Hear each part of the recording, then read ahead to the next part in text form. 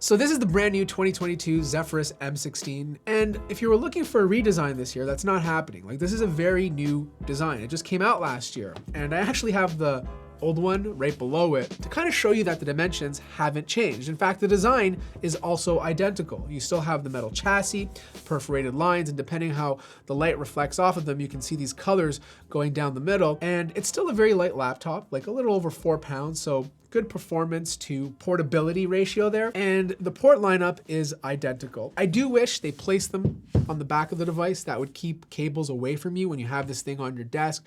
But you do have your LED indicators, which you can see at the back or when the laptop is open. On the left-hand side, you still have your power connector. This is a 240 watt power brick, fairly light, HDMI, RJ45, USB 3.2, 2 Type-C ports. One is Thunderbolt 4. The other one is Type-C, which allows you to connect directly to the dedicated GPU and also power the laptop, which does support rapid charge. And then you have your audio jack. And on the right-hand side, you have your micro SD card slot and a USB port. I would have loved to see an SD card slot, but I guess they just did not have enough space on that side to place one. It's still a fingerprint magnet. Like, this is literally, I don't know, I cleaned it down before starting this video, and as you can see, there's already tons of fingerprints.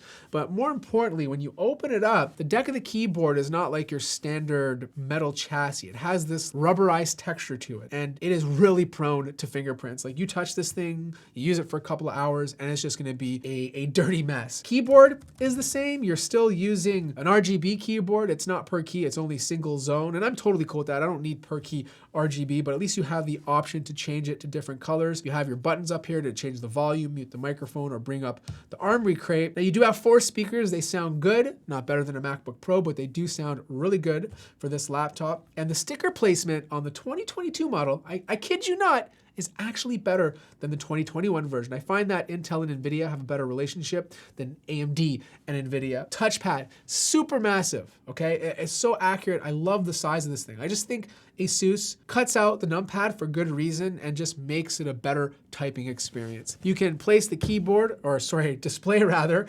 180 degrees so it lies flat against the table. And which brings me to one of the changes they made. And I don't know if this is just a software thing, but on the previous version, which also has a 16 by 10, 2560 by 1600 display with 165 Hertz, there's an option in the settings that allows you to have a dynamic refresh rate. It switches between 83 and 165 depending on what you're doing. This one only allows you to change between 165 and 60. It's still a gorgeous display. Like, if you're a creator, you're gonna absolutely love this thing. Like, the color accuracy is fantastic. You still have the 720p webcam at the top, which is not good, but at least it has one.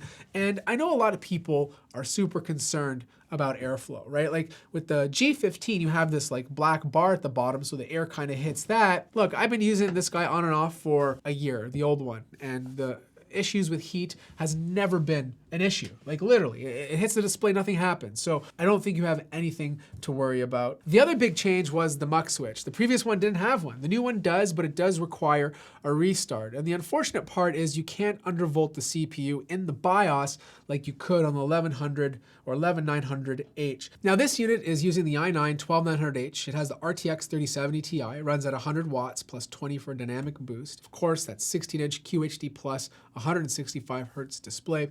A 1 terabyte NVMe SSD. This year is more of a CPU upgrade. The CPU performance compared to last year's 11th gen is a nice bump. Doesn't matter if it's single core performance or multi-core performance, you're gonna see a nice update with this year. The other thing is, if you're a developer, these will offer you a faster compile time because of those faster speeds. If you're a creator, definitely go with Intel because of QuickSync, and Adobe Suite in general is just better optimized to use Intel CPUs, so you will get better performance. But if you're a gamer, it really doesn't matter. You can go with AMD or Intel and get very similar results. 1920 by 1200 gaming with the 3070 Ti performs great. Same holds true if you're doing it at QHD+. I think the sweet spot for the G15 and the M16 is going to be the 3070 Ti. I don't think the 3080 Ti, or I don't even know if they offer a 3080 on this, is worth it. You can use this for 3D work, it performs well. Heat management is also really good. I did find the keyboard to get a little bit hot closer to the F keys, but they didn't feel hot to the touch. I just noticed it when I was looking at the heat maps. But the CPU and GPU performs well. I don't see any issues with heat management there either. Fan noise though is really loud. Like you have this thing on turbo mode, it's hitting 60 decibels, no problem. I also find that the fans ramp up quicker than other laptops. It's just these 12th gen processors require a lot of cooling, so fan noise will always be a thing, but you can change the profiles to performance mode or silent mode if you want to keep things down. So the internals are identical to the previous model, so nothing's really changed. You know, you still have 2 slots for drives. You have an empty one right here if you want to put in extra storage. This one is Gen 4, so you do get faster read and write speeds compared to last year. Swappable Wi-Fi 6E card. You have an 8GB stick, which means 8GB is soldered onto the motherboard. Depending on the model you buy, some come with 16GB soldered onto the motherboard and then an extra 16GB stick there. Obviously, you can put more, but usually you want to keep the sticks the same amount. This is rank 8, and the battery is also 90 watt hours. Now, this is the downfall with the M16. It's not as efficient as the AMD G15, so you are taking a hit on battery life for the addition of more performance. So the major performance difference this year is all CPU. So if you're someone upgrading from an older laptop and you really need the CPU performance, then you should go for the M16 because the 12th gen processors do a really good job. Faster compile times, better if you're using the Adobe suite. It's just a good CPU minus the battery life. GPU performance is not much of an upgrade from last year. So if you're a gamer who bought an M16 last year, you're not gonna get jealous of this update. It's really minor. And the only thing I don't like, and this goes for the G15 too, is having some of that memory soldered on. Now this is obviously an engineering choice. They had to do it for a reason. It's not like they're doing it to screw over the consumer.